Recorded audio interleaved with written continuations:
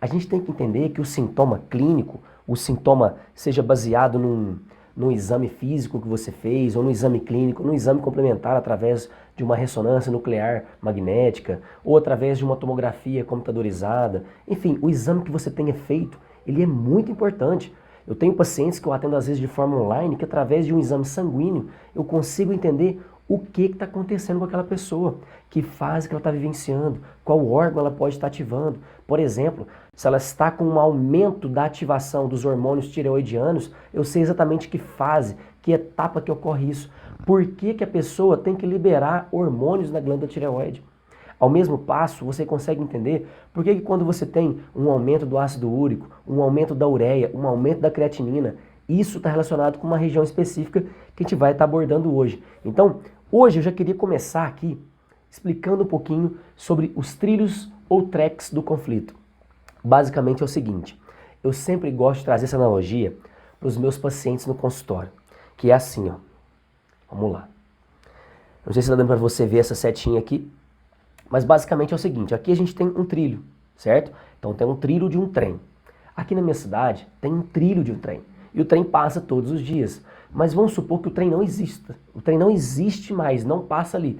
Mas às vezes o trilho do trem ele continua. A gente vai entender por que, que o trilho ele é muito importante e por que, que esse trilho ele é tão difícil de identificar e por que, que as pessoas desenvolvem doenças crônicas quando você não consegue encontrar esse trilho.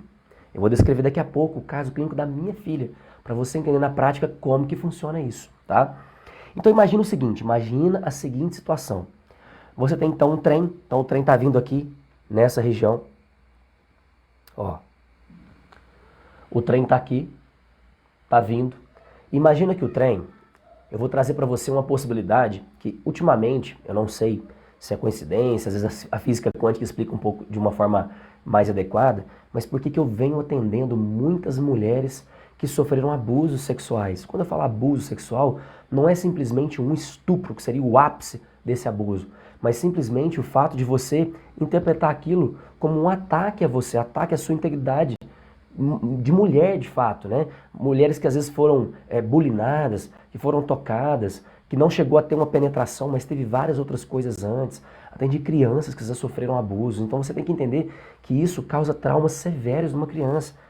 E eu tenho atendido muitas mulheres que sofreram com quadros clínicos parecidos relacionados aos abusos sexuais. E o que acontece? Quando você, estou trazendo esse exemplo para ficar bem fácil de você compreender.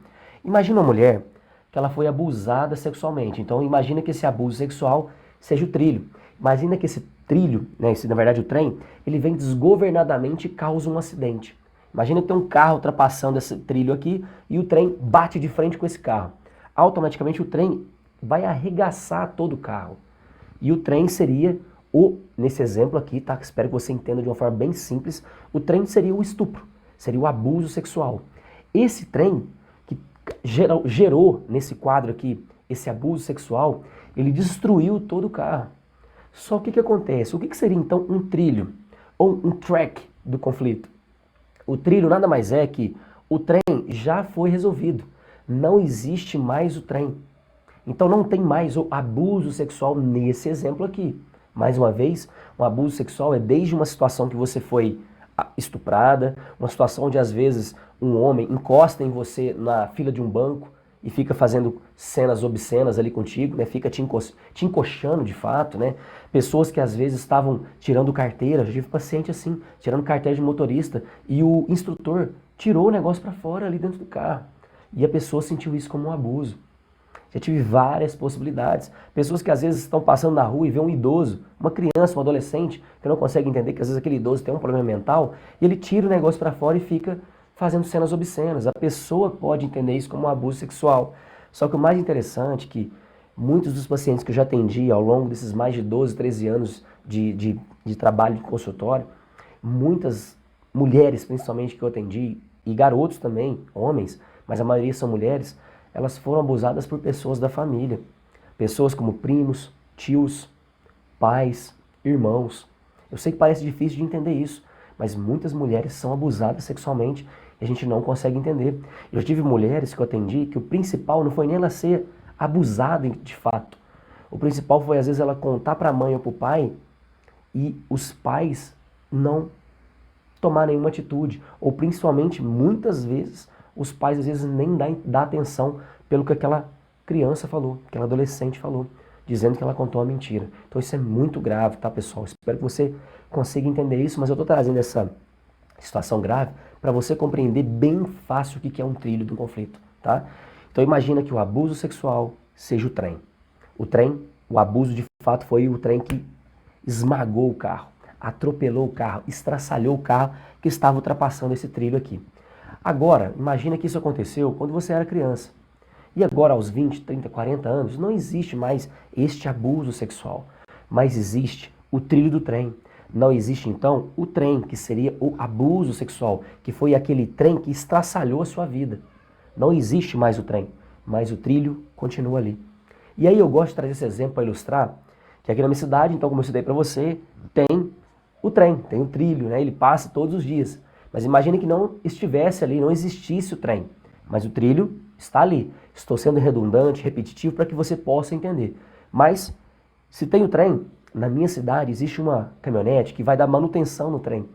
Então imagina o seguinte, o trem foi o que causou todo aquele transtorno mental, aquele transtorno físico, aquela sensação física. Só que o trem então não existe mais. Só que a caminhonete entra no trilho para dar manutenção. Quando ela entra no trilho e ativa, vai dar manutenção, ela ativa ali um trilho do conflito. O que é isso? O simples fato da caminhonete entrar no trilho, o meu corpo inconscientemente lembra do trem. Mesmo que isso aconteceu quando eu era criança, quando eu era bebê. O meu corpo inconscientemente ativa os órgãos do sentido, ativa programas biológicos de sobrevivência. E eu tenho reações. Você já ouviu histórias de pessoas que vão para a guerra e tem as doenças pós-traumáticas, né? Os transtornos pós-traumáticos. A pessoa que vai para a guerra vê muitas tragédias ali, pessoas sendo mutiladas e tudo mais.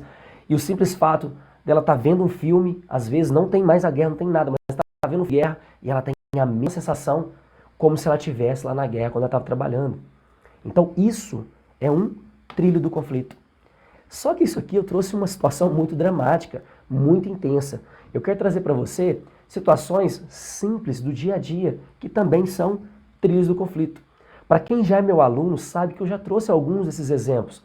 Como, por exemplo, recentemente, no ano de 2021, meu querido avô, meu avô Gerson, né?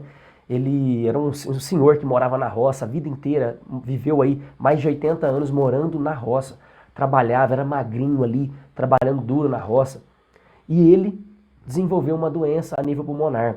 Essa doença se deu porque ele ainda dirigia uma caminhonete e ele foi no posto abastecer e esqueceu de puxar o freio de mão da caminhonete. E de repente a caminhonete começou a descer e ele foi querer correr atrás da caminhonete. Quando ele tentou entrar na caminhonete, ele escorregou e a caminhonete atropelou meu avô. E gerou várias complicações a nível pulmonar. Ele teve pneumotórax, ele teve vários problemas. Tudo que você possa imaginar a nível pulmonar, ele teve. Teve perfuração, várias situações. E ele começou a ter problemas respiratórios. Só que aí, o que acontece? Meu avô, ele começou a ter alguns programas biológicos que foram sendo ativos. E depois ele não aguentou, ele ficou alguns meses tendo muitos problemas respiratórios, teve que usar balão de oxigênio, teve que fazer todo o tratamento médico, foi hospitalizado, acabou desenvolvendo outros problemas crônicos também, outras doenças a partir dessa situação e acabou vindo a óbito em 2021. E um detalhe interessante, que a minha mãe passou por todo esse trauma, todo esse peso que ela estava carregando, ela acabou desenvolvendo um sintoma. Enquanto eu bebo uma água aqui, eu vou te pedir um favor. Curta esse vídeo, compartilhe com pelo menos 5 amigos aí, alguns amigos que precisam receber essas informações. Às vezes você tem algum terapeuta, um fonoaudiólogo, um psicólogo, um fisioterapeuta, um osteopata, um nutricionista, um educador físico, alguém, um médico, alguém que queira aprender essa ferramenta para aplicar no seu dia a dia, tanto dentro do consultório quanto para si mesmo. Então você que está aqui buscando o autoconhecimento, você está no lugar certo. No lugar certo, você vai se tornar um terapeuta águia, você vai se ajudar. Eu faço isso comigo. Eu vou descrever para você daqui a pouco o caso clínico da minha filha, para você entender na prática como que funciona a interpretação biológica e por que essa comunidade Águia que eu estou criando aqui junto contigo, junto com a sua participação, eu tenho certeza que vai ajudar muitas e muitas pessoas que sofrem com vários sintomas,